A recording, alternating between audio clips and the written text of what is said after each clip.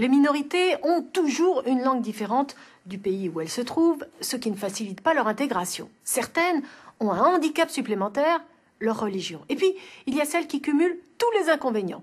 Nous partons à l'extrémité de la Grèce, dans ces montagnes qui se trouvent à la frontière avec la Bulgarie et la Turquie. C'est dans cette zone ultra sensible que vivent les Pomaks.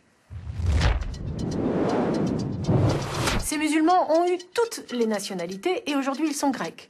Longtemps, les Grecs les ont maintenus sous surveillance militaire. Maintenant, les Pomaks ont les mêmes droits que tous les citoyens. Mais le mal est fait, les jeunes s'en vont et la communauté se déchire.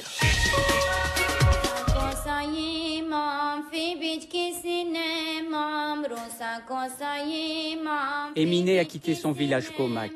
Elle avait de plus en plus de mal à supporter l'isolement. Pourtant, elle reste très attachée à sa culture, les chants, le dialecte Pomak. Lorsqu'elle est arrivée en ville, elle ne parlait pas un mot de grec. Quand je suis descendue à la ville, j'étais comme un mouton sorti de son... Comment on dit? De son enclos, complètement perdu. Mais si le mouton est intelligent comme moi, il change et il avance petit à petit. Le dialecte Pomak se parle mais ne s'écrit pas. C'est un mélange de slave, de grec et de turc. On l'utilise en général en famille. Le plus souvent possible, elle explique à ses enfants la vie des villages, pour ne pas oublier. Regarde, c'est moi sur ma vieille mule. Pas de nostalgie donc, simplement une envie de s'ouvrir au monde. En 2006, j'ai pris la décision d'enlever le voile. J'ai pris aussi la décision d'apprendre la langue grecque correctement.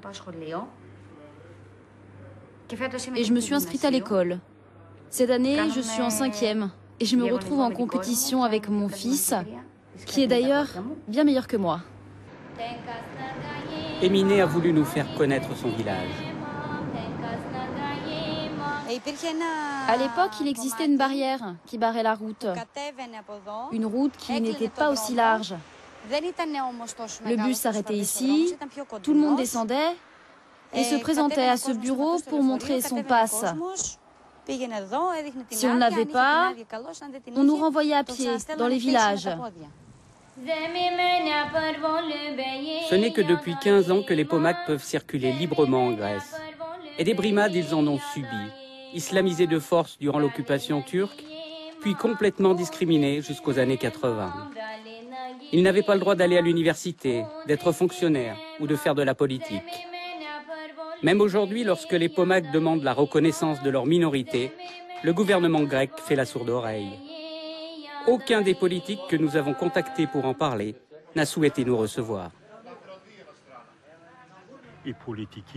La politique que pratique la Grèce, c'est de dire « il n'y a pas plusieurs minorités dans le pays, il n'y en a qu'une, la minorité musulmane ». Par contre, la Turquie dit qu'il n'y a qu'une minorité et qu'elle est turque. Les Pomaks, on n'en parle pas, on gêne tout le monde. Parler d'identité gêne même les Pomaks. En discuter avec eux peut rapidement dégénérer. Emine va en faire la désagréable expérience. Je veux juste vous poser quelques questions, c'est tout. Moi, je ne fais pas de politique. Il faut savoir une chose, nous sommes turcs. Nous vivons en Grèce, mais nous sommes turcs musulmans. Pomak, ça n'existe pas. Il n'y a pas de Pomak ici, tu comprends ça? Il n'y a même pas d'alphabet Pomak. Allez, foutez le camp! Partez!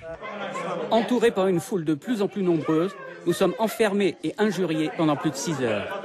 Les autorités locales nous entraînent ensuite dans le café du village et on nous donne l'ordre de partir le plus vite possible. C'est escorté par des policiers que nous regagnerons la ville. Aujourd'hui, Emine s'occupe de son association de défense des Pomaks. Pendant ce temps, les villages se meurent. La plupart des habitants sont au chômage. Le tabac, richesse de la région, se vend mal. Conséquence, les jeunes partent travailler à l'étranger.